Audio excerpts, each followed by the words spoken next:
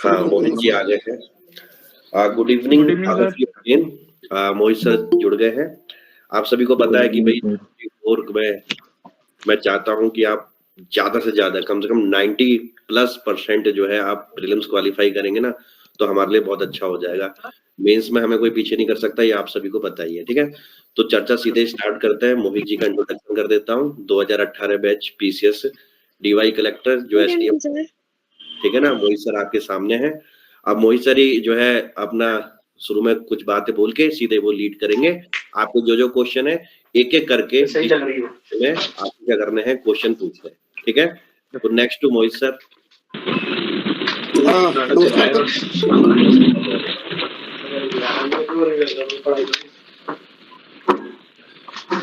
नमस्कार सर, आवाज आ रही है सर मेरी? आ रही है सर, कैरी ऑन करिए। बाकी सब बच्चे म्यूट कर लीजिए प्लीज, ये तो आपको सूचना भी देगा। सोनी जायसवाल प्लीज। ठीक है सर, स्टार्ट करिए। आप सभी को नमस्कार। जैसा सर ने बताया, मैं 2018 बैच एसटीएम पे मेरा सिलेक्शन हुआ, डिप्टी कलेक्टर एसटीएम पे। और अभी जैसा कि हम लोगों में अब ये डिस्कशन था सर से कि प्रीलिम्स का पैटर्न लगातार बार बार चेंज हो रहा है, और प्रीलिम्स एक इस पूरे कंपटीशन का, चाहे पीसीएस हो या यूपीएससी हो, ये ऐसा फेज है जो सबसे ज्यादा अनसर्टेन है। आप कितनी भी अच्छी आपकी तैयारी है, आप मेंस के लिए श्योर हो सकते हैं, आप पर्सनैलिटी टेस्ट मान इंटरव्यू के लिए श्योर हो सकते हैं, लेकिन मतलब मुझे भी कभी नहीं लगा कि पीटी के लिए, ऑल्दो मेरे बहुत पीटी निकले, आई मीन ऑलमोस्ट हर बार मेरा पीटी हुआ, तो लेकिन फिर भी सबसे ज्यादा मतलब मेंस के लिए तो मेरा ये था कि हाँ चलो वो हो जाना है, वो हो ही जाएगा, क्योंकि एक तैयारी एक लेवल पे आ जाएगी तो मेंस नहीं रुकेगा। लेकिन पीटी एक ऐसा एग्जाम है जो आप कितने भी, एक बार ही आपने इंटरव्यू में पास हुए, आप सेलेक्ट भी हो गए, फिर भी पता लगा आपका पीटी नहीं हुआ।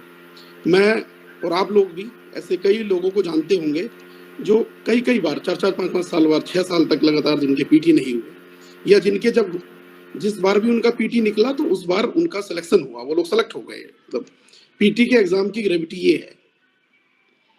और इसमें जैसे अब लगातार एक चीज आ रही है कि एग्जाम का पैटर्न लगातार चेंज हो रहा है, क्वेश्चन का नेचर लगातार चेंज हो रहा है। अभी पिछले 1-2 साल से, 2-3 साल से बल्कि पीसीएस में भी और यूपीएससी में भी लगातार क्वेश्चन का डिजाइन भी चेंज हो रहा है। माने पहले जैसे एक परंपरा थी विशेषकर यूपी पीसीएस को लेके कि उनके कुछ प्रीवियस ईयर्स के पेपर कर लीजिए आप, या एक सर्टेन 2-3 पब्लिकेशन थे जिनका नाम लेने की कोई जरूरत नहीं है कि भाई उनकी बुक्स आप पढ़ लीजिए तो आपका हो जाएगा।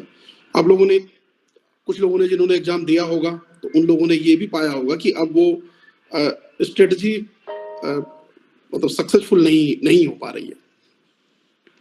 तो इसका जैसे मैंने पिछले आजकल सबसे मुझे 2-3 दिन से, तो मैंने कई लगातार प्रीवियस ईयर्स के पेपर दोबारा से देखे। ऑल्दो तो जो वन से एस्पिरेंट ऑलवेज एस्पिरेंट वाली बात रहती है, जब परीक्षा होती है तो हम लोग लगातार वो क्यूरियोसिटी आज भी रहती है कि भाई कैसा पेपर आया।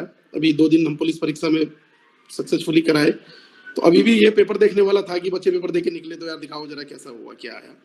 तो ये हमने पेपर देखा तो लगातार एक चेंज है उसमें, और एग्जामिनर बिल्कुल भी इस मूड में नहीं है कि आप पेपर के ट्रेंड को पकड़ पाए।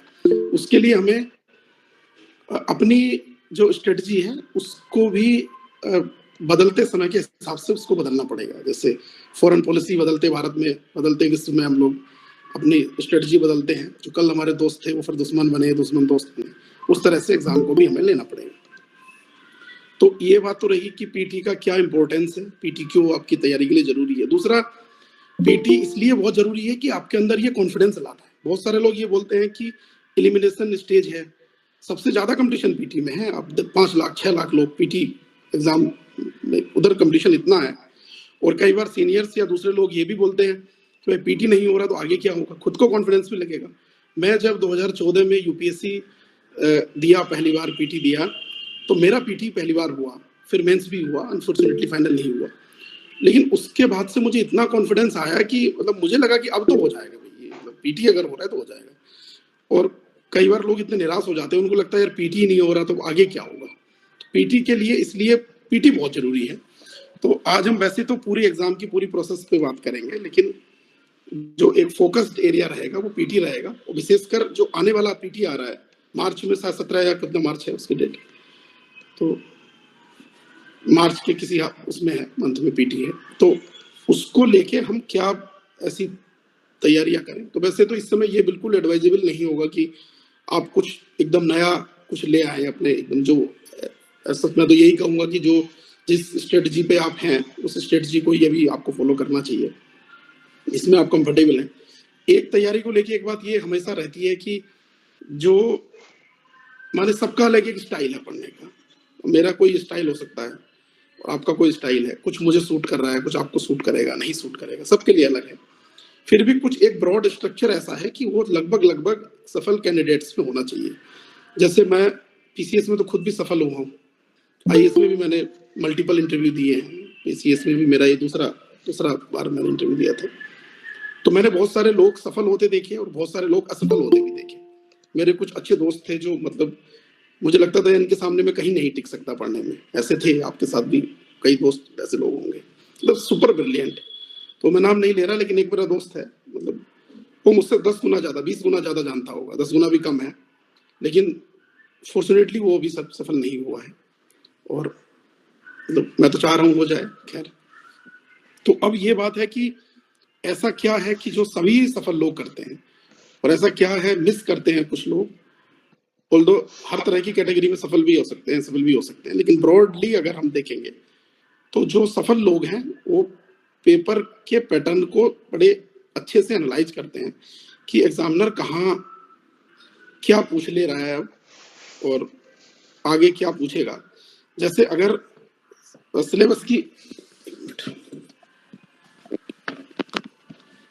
इसको हाथ में पकड़ के इसलिए ले लेते, हाँ सॉरी, जैसे सिलेबस में सब कुछ है और उस सब कुछ को पढ़ना, ह्यूमन माइंड की एक मेमोरी की अपनी लिमिटेशंस है।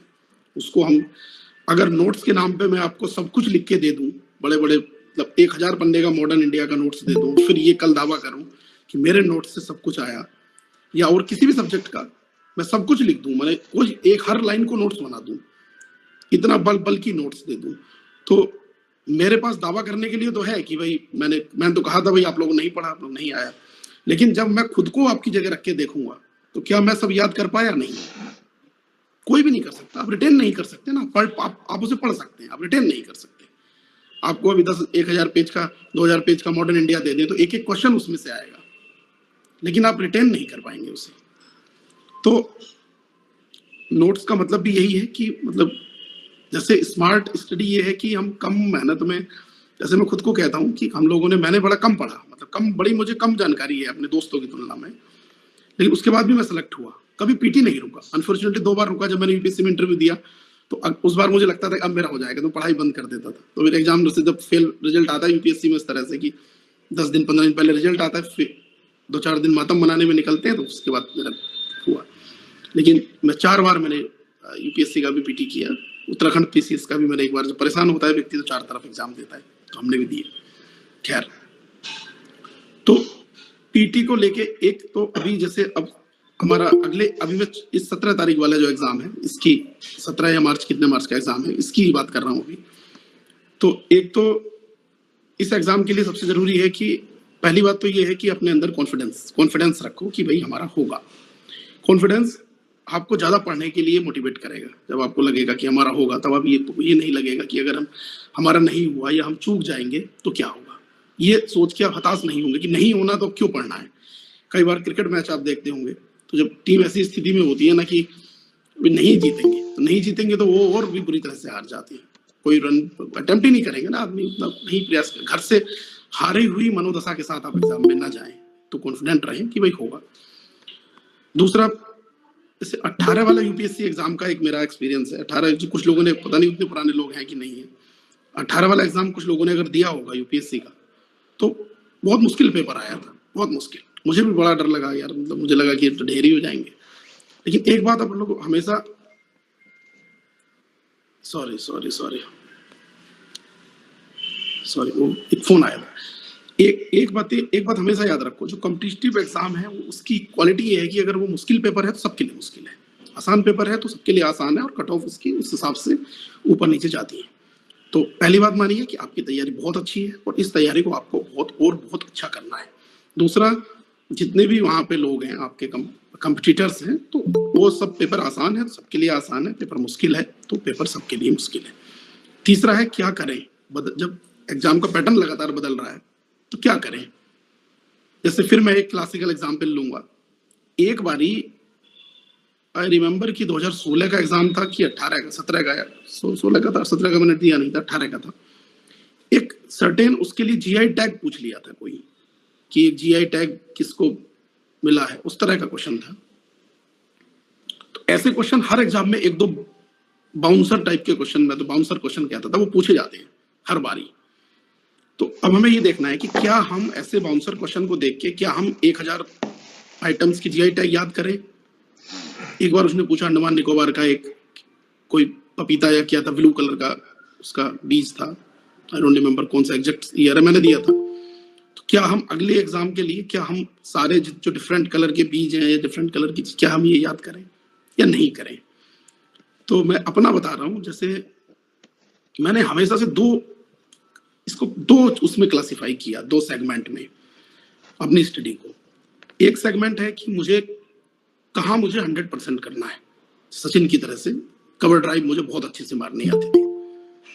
मतलब अगर पॉलिटी का क्वेश्चन आएगा, इकोनॉमिक्स का क्वेश्चन आएगा, मॉडर्न इंडिया का क्वेश्चन आएगा, तो मैं 50 आएंगे तो 50 सही करूंगा, और 49 नहीं होंगे, 49 नहीं होंगे, वो 50 ही होंगे।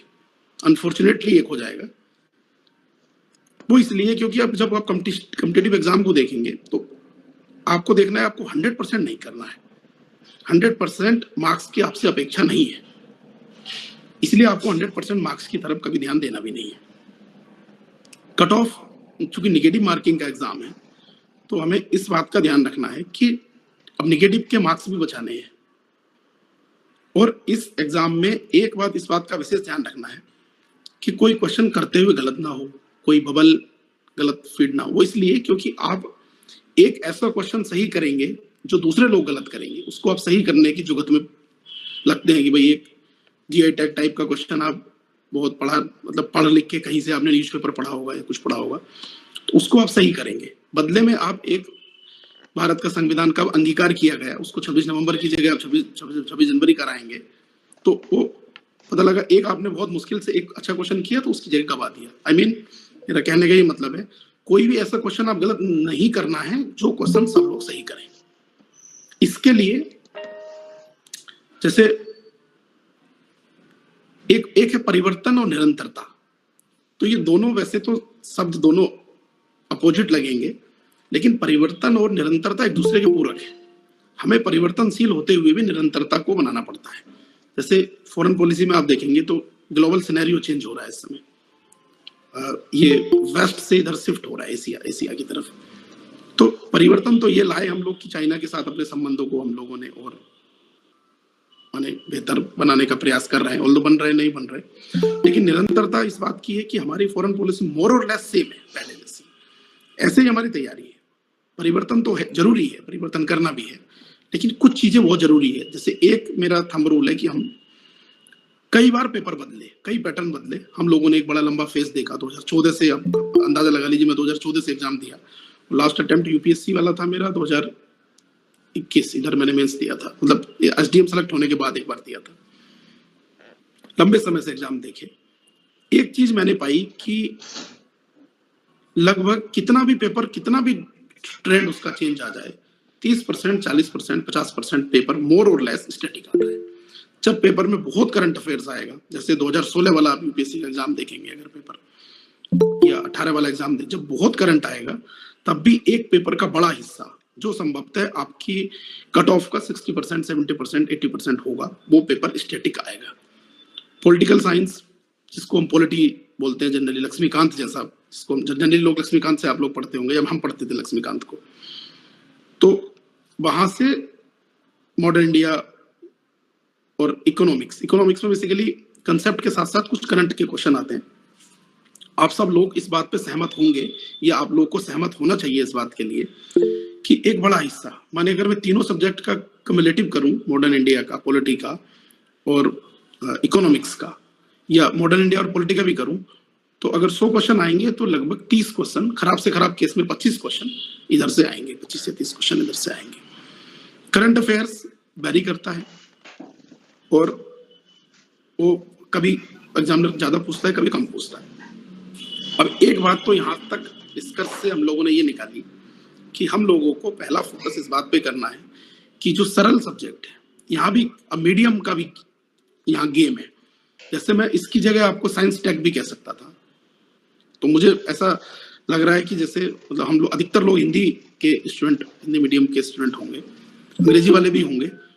जैसे साइंस टेक और एनवायरनमेंट दो सेक्शन ऐसे हैं जो अब हम लोग को पढ़ना तो सब कुछ है, लेकिन कम्पिटिटिवली इंग्लिश मीडियम के स्टूडेंट के लिए एडवांटेज में वो उसमें रहते हैं एडवांटेज में, क्योंकि साइंस में आपको मटेरियल और ये सब चीज़ों को लेके एक दुविधा, विशेषकर करंट अफेयर्स को लेके एक दुविधा बनी है। जैसे एआई जैसी चीज़ें हैं, तो अगर आप हिंदू और इंडियन एक्सप्रेस या दूसरे अच्छे अखबार, न्यूज़पेपर अगर आप पढ़ते हैं तब कंटेंट मिलेगा।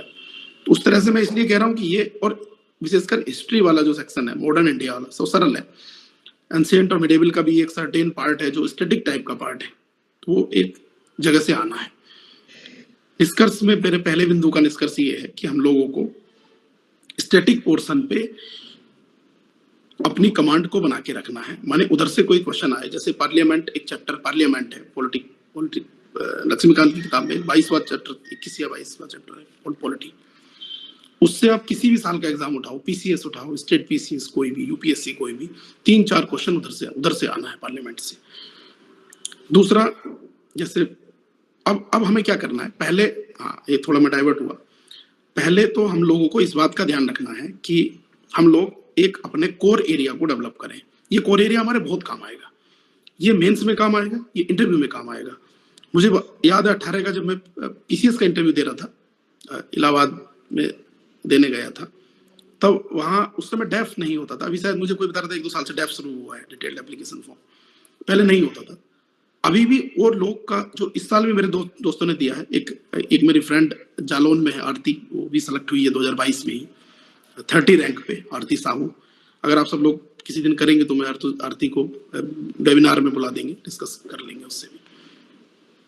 तो ये पूछा कि क्या सब्जेक्ट से आपसे पूछ ले, कई बार एग्जामिनर ऐसे पूछ लेता है इंटरव्यू में, क्योंकि जब हम तैयारी करेंगे तो हम होलिस्टिक तैयारी करेंगे। हमें ये नहीं, मतलब कोई भी कुछ भी आइसोलेशन में नहीं है कि आप पीटी पढ़ेंगे तो आप मेंस नहीं पढ़ेंगे, आप मेंस पढ़ेंगे तो, या जब इंटरव्यू होगा तब हम इंटरव्यू की तैयारी करेंगे, ऐसा नहीं होगा। हम लोग होलिस्टिक तैयारी करेंगे, पीटी, मेंस, इंटरव्यू। तो कई बार एग्जामिनर पूछता है कि भाई आपका एरिया ऑफ इंटरेस्ट क्या है, किस सब्जेक्ट के बारे में आपसे पूछ लिया जाए। तो हमने कहा कि भाई पूछ लीजिए, पॉलिटिक्स, इंडियन पॉलिटिक्स के बारे में पूछ लीजिए, पॉलिटिकल साइंस के बारे में। ऑल्दो एग्जामिनर अपने कुछ और भी पूछ सकते थे, खैर उन्होंने मुझसे पूछा, और उनकी, मैं तो कह रहा हूँ कि उन्हें मुझसे इतनी उम्मीद ही नहीं होगी। ऑल्दो मेरा कभी बैकग्राउंड पॉलिटिकल साइंस का नहीं रहा, ना मैंने पॉलिटिकल साइंस से बीए किया, ना मैंने पॉलिटिकल साइंस में एमए किया, मैं कुछ नहीं किया, उधर पॉलिटिकल साइंस नहीं पढ़ा। लेकिन वो जैसे पसंद की बात है, मैं इसलिए कह रहा हूँ अपना एक सब्जेक्ट ऐसा रखो, चाहे वो आपका ऑप्शनल हो चाहे दूसरा हो, जो इस तरह से भी आपके इंटरव्यू में भी काम आ जाए। उस सब्जेक्ट में मेंस में आप मार्क्स फैच कर लो। ये एक स्मार्ट स्ट्रेटेजी की बात है। मेरे 142 मार्क्स हैं पेपर 2 में, पीसीएस में 142। मेरा कभी बैकग्राउंड नहीं रहा, लेकिन मेरा चूंकि पॉलिटिकल साइंस मुझे पसंद था तो मुझे खूब कमांड थी उसकी। फिर मैंने ऑप्शनल भी लिया, चेंज किया। कौशल सर इस बात को बड़े अच्छे से जानते हैं कि मैं ज्योग्राफी से पहले मैं दिया था, फिर मैंने पॉल साइंस लिया। 142 है। इंटरव्यू में मैंने यूपीएससी में जितने इंटरव्यू दिए सब में मैं एग्जामिनर को घुमा के लाया पॉल साइंस की तरफ। ये कुछ मैं हमेशा उसमें राजनीति का एक तो फितूरा छोड़ देता था लास्ट में, ताकि वो वहीं से उसको, ये आपको स्मार्टनेस लानी पड़ेगी इंटरव्यू की बात। इसलिए मैं कह रहा हूँ पीटी में भी ये काम आएगा। अगर आपका इतना तैयार हो जाएगा, मैं देखता था 20, 25, 30 क्वेश्चन, मेरा मतलब मेरे 50-60 नंबर तो पीटी में आने ही आने थे। पॉलिटिकल साइंस का क्वेश्चन आएगा, गलत नहीं होगा, वो होगा ही होगा, सही होगा। मॉडर्न इंडिया का क्वेश्चन आएगा, सही होगा, एक आध क्वेश्चन गलत हो जाए ठीक है। इकोनॉमिक्स का क्वेश्चन आएगा, सही होगा। करंट अफेयर्स, एक बात ये हम लोगों को ये ध्यान रखना है कि हम लोग बहुत अच्छे से अपना एक कोर एरिया तैयार करें। और एक क्या 2-3 अच्छे सब्जेक्ट जो विशेषकर हिंदी मीडियम के लिए एडवांटेज में जिसमें हम हैं, जिसमें मटेरियल हमारे पास अच्छा है, उसको हम तैयार करें, एक बात। दूसरी बात एक है करंट अफेयर्स। अभी तो समय कम है, अभी तो हम लोग को अपने कोचिंग के मटेरियल पे या जो मैगजीन्स डिफरेंट जो साल भर का कंपाइलेशन टाइप का पुटअप करती है मैगजीन, तो उस पे अभी तो हम वही पढ़ेंगे करंट अफेयर्स के लिए संभव। लेकिन एक जो मैं सब लोगों से निवेदन करता हूँ जो लोग पीएससी की तैयारी की प्रोसेस में है, इस एग्जाम का पूरे एग्जाम का सबसे ज्यादा जो महत्वपूर्ण भाग है, जो मैं निष्कर्ष के रूप में सोचता हूँ कि पहले मेरा क्यों नहीं हुआ, फिर मेरा क्यों हुआ, कई बार ये भी सोचता हूँ, वो है न्यूज़पेपर पढ़ना। भाई इस पूरी तैयारी में इससे महत्वपूर्ण कुछ भी नहीं है। कोई भी आपको मना करे, कोई भी मना करे, आपको पढ़ना है, न्यूज़पेपर जरूर पढ़ना है। वो केवल इसलिए पढ़ना है कि हमें पढ़ना ही है, उसका कोई आप मान लीजिए उसका कोई महत्व नहीं है, ये मान लीजिए। वो आपको इतनी चीजें बताएगा ना, आपके पर्सनैलिटी टेस्ट के लिए, आपके मेंस के लिए, आपके जीवन में जरूरी नहीं है सफलताएं, इधर तो सब कुछ होना ही है, जो हो रहा है वो होना है, ठीक है। जीवन में कौन सफल होगा कौन असफल होगा, लेकिन आपको अगर न्यूज़पेपर पढ़ेंगे, आपको एक, जैसे हम सोसाइटी के एम्बेडेड पार्ट हैं, हम सोसाइटी से अलग नहीं है, हम एक समाज में रहते हैं, हम सोसाइटी से अलग हो ही नहीं सकते। न्यूज़पेपर जीवन के जीने के लिए भी, घर में भी, और न्यूज़पेपर घर के बाहर भी, न्यूज़पेपर कंपटीशन के लिए भी, न्यूज़पेपर जब आपकी नौकरी लग जाएगी तब भी। जैसे हम लोग, अभी भी मेरी आदत ये है, मतलब पहले भी 2-3 तो पढ़ता था पहले भी, और अब तो 6-7 पढ़ता हूँ, क्योंकि बुक्स भी पढ़ता हूँ बोल दो, लेकिन न्यूज़पेपर पढ़ता हूँ। न्यूज़पेपर इतना जरूरी है, अगर आपने न्यूज़पेपर पढ़ा, करंट अफेयर्स के लिए आपको कोई परेशान होने की जरूरत नहीं पड़ेगी, कभी नहीं आप परेशान होंगे कि करंट अफेयर्स कहाँ। ठीक है, मंथली मैगजीन फिर भी पढ़ेंगे हम, कोचिंग के नोट्स हम फिर भी पढ़ेंगे, ईयरली कंपाइलेशन हम फिर भी पढ़ेंगे, गैप्स फिल करने के लिए कुछ छूट जाएगा ना न्यूज़पेपर में, सब कुछ तो नहीं आएगा, वो तो हम पढ़ेंगे, लेकिन न्यूज़पेपर पढ़ेंगे। और न्यूज़पेपर के साथ एक सबसे बड़ा ड्रॉबैक जो मैंने देखा, अब जब मैं दिल्ली में रहता था तो अपनी लाइब्रेरी में अपने कई दोस्तों को देखा, उस सुबह से न्यूज़पेपर पढ़ते शाम तक पढ़ते हैं। उनको तमिलनाडु में डीएमके ने क्या किया, एआईएडीएमके ने क्या किया, ममता बनर्जी ने, सब पढ़ा। हमें केवल न्यूज़पेपर को इसलिए पढ़ना है, कुछ हमें हेडिंग पढ़ने हैं, केवल हेडिंग तो सब पढ़ने हैं। जैसे टीए ममता बनर्जी ने क्या हुआ, किसने भाजपा ज्वाइन कर ली, कांग्रेस ज्वाइन, क्योंकि नजर पड़ेगी तो पढ़ ही जाएंगे, उसको पढ़ने के लिए समय नहीं है। लेकिन फिर नीचे की न्यूज नहीं पढ़नी। अगर राजनीति है तो नहीं पढ़ना, उसको नहीं पढ़ना है। राजनीति है तो पढ़ना क्या है, जैसे अभी आप लोग को पता है कि भारत की एक कंपनी का मार्केट कैप जो है वो 20 लाख करोड़ हुआ। अभी एग्जामिनर इकोनॉमिक्स में आपसे अगर पूछ ले कि भारत के स्टॉक बाजार में सूचीबद्ध कंपनियों में से कितनी कंपनियों का मार्केट कैप 20 लाख करोड़ से अधिक है, या 2 कंपनी 3 कंपनी बताए आपको कि इनमें से किसका मार्केट कैप, हाँ ये ठीक है, किसका मार्केट कैप इनका मार्केट कैप के क्रम में रखो। माने मैं कह रहा हूं कि अगर जैसे आप लोग मैगजीन पढ़ेंगे तो मैगजीन में मिल जाएगा आपको, ये तो बड़ी खबर है भारत के लिए, 20 लाख करोड़ का मार्केट कैप होना बड़ी खबर है भारत की इकोनॉमिक्स के लिए। जब हम 4 ट्रिलियन की इधर इकोनॉमी हमारी हो गई है, मतलब इधर आप लोग जब हम पढ़ते थे तो 18 वाला मेंस दिया 2.87 हम लोग लिखते थे बार बार मेंस के लिए, बड़ा याद रखा था फिगर। अब 4 ट्रिलियन के करीब हमारे यूपी का टारगेट हमारा, जैसे यूपी बेस्ड एग्जाम है तो ये आएगा कि यूपी ने कितने ट्रिलियन डॉलर की इकोनॉमी का हमारा टारगेट, 1 ट्रिलियन डॉलर। जैसे ये चीज आपको, मैं ये नहीं कह रहा कि मैं कुछ बड़ी यूनिक बात आपको बता रहा हूँ, मैं कह रहा हूँ कि जब आप, चूंकि क्या होगा जब हम मगअप करेंगे चीजों को तब हम भूल जाएंगे यूपी का कितना है 4 ट्रिलियन। जब हम ऐसे विशेषकर इकोनॉमिक्स में, आपसे बार बार एक शब्द जोड़ रहा हूँ कि मैं पॉलिटिक्स मॉडर्न इंडिया इकोनॉमिक्स में इसलिए जोड़ रहा हूँ, इकोनॉमिक्स एक ऐसा सब्जेक्ट है जो इतना सरल है कि उससे सरल कुछ नहीं है, तो कुछ भी नहीं है। वो इतना इंटर रिलेटेड सब्जेक्ट है कि अगर यूएस फेड ने अपना इंटरेस्ट रेट आगे बढ़ाएगा यूएस फेड, तो इंडिया की एफआईआई पे क्या अंतर आएगा, अभी क्वेश्चन पूछे। अगर न्यूज़पेपर नहीं पढ़ेंगे तो मतलब कोचिंग में कई बार चीजें कवर होती हैं, कई बार बुक्स में कवर है, कई बार नहीं भी कवर होती, क्योंकि कोचिंग की भी अपनी बाध्यता है ना, उसका समय, भाई आप कहीं कोचिंग कर रहे हैं या कर रहे होंगे या नहीं कर रहे होंगे, तो एक टीचर के पास भी समय होगा भाई, उसको भी महीना भर में आपको थोड़ी ना 6 साल तक एक ही सब्जेक्ट कोई बताता ही रहेगा रोज। ये स्पून फीडिंग हिंदी मीडियम की सफलता के, मैं भी ऑल्दो मैं हिंदी मीडियम का स्टूडेंट रहा, लेकिन हिंदी मीडियम की सफलता के लिए असफलता के लिए, फेलियर के लिए बड़ा कारण है कि हम स्टूडेंट्स को स्पून फीडिंग की बड़ी आदत है। हम लोग को सब कुछ चाहिए, हम लोग खुद कुछ नहीं करेंगे, हमें कोई बता ही दे बस ये 50 सवाल भाई पढ़ लो, ये उस तरह से। तो हम लोग खुद हमें निकालना पड़ेगा। न्यूज़पेपर जब मैं ये बात इसलिए कह रहा हूँ, जब हम न्यूज़पेपर पढ़ेंगे ना, कुछ चीजें रिपीट होंगी, वो बार बार आएंगी आपके सामने। जैसे बार बार आएंगी, इससे आई मीन अभी जैसे टॉपिक तो कई टॉपिक चल रहे हैं, लेकिन जैसे एक दिन मैं अभी हिंदुस्तान टाइम्स से कोई न्यूज़पेपर पढ़ रहा था, तो मैतेई और कुकी का, मणिपुरी का ट्राइब का बड़ा अच्छा उन्होंने एक आर्टिकल दिया था। आई मीन मैं सर के साथ मैं चूंकि पढ़ता भी हूँ और मैं इसमें पढ़ता हूँ, मैंने सॉफ्ट कॉपी में पढ़ता हूँ, तो उसको मैं कुछ हाईलाइट करके अगर कुछ ऐसा होगा तो शेयर करूंगा इस तरह से। तो मणिपुर में कुकी और मैतेई का है, उनका ट्राइबल्स का एक वो चल रहा है। तो जैसे जब आप चीज बार बार पढ़ेंगे तो आपको ये नहीं देखना पड़ेगा कि भाई कौन आउटसाइडर है, कौन इनसाइडर, किसको कौन इनसाइडर बता रहा है, कौन हिल्स पे रहते हैं, कौन प्लेन में रहते हैं, कौन क्या करता है, कौन क्या नहीं करता, कब अकॉर्ड हुआ, फर्स्ट अकॉर्ड कब हुआ, सेकंड अकॉर्ड कब हुआ। अब मेरी बात समझ रहे होंगे शायद मैं क्या कहना चाह रहा हूँ। लेकिन जब आप इसको मैगजीन से एक आर्टिकल की तरह से पढ़ेंगे, तब आपको ये मुसीबत होगी कि आप कैसे याद करें यार इसको।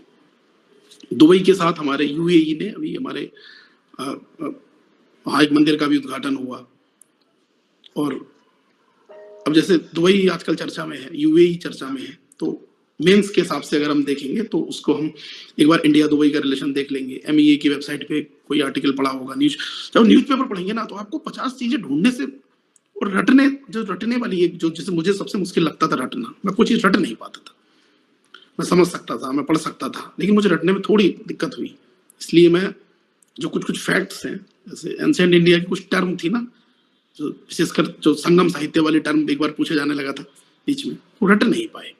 तो अगर आपको नहीं रटना है इस एग्जाम को, और अगर आपको ये देखना है कि हम लोग कैसे इस एग्जाम को लिमिटेड मेहनत में, लिमिटेड समय में, क्योंकि समय लिमिटेड, 1 साल अगर आपने कंपटीशन लूज किया, आपको अंदाजा नहीं है आप कितनी सीनियरिटी आपकी लूज हो गई। हम 2 लोग, जैसे हम दो दोस्त सेलेक्ट हुए, मैं भी एसडीएम बना, एक मेरा दोस्त और एसडीएम बना, हम लोग के भी साथ तैयारी, सब कुछ साथ हुआ। 4 बैच का अंतर है। 4 बैच का अंतर का मतलब है, और बीच में इतने बड़े बैच आए। 4 बैच का अंतर है कि जब मैं कलेक्टर होऊंगा तो संभवतः वो एडीएम एसडीएम ही होगा या एसडीएम स्टेट होगा, उस तरह से अंतर आ जाता है कई बार।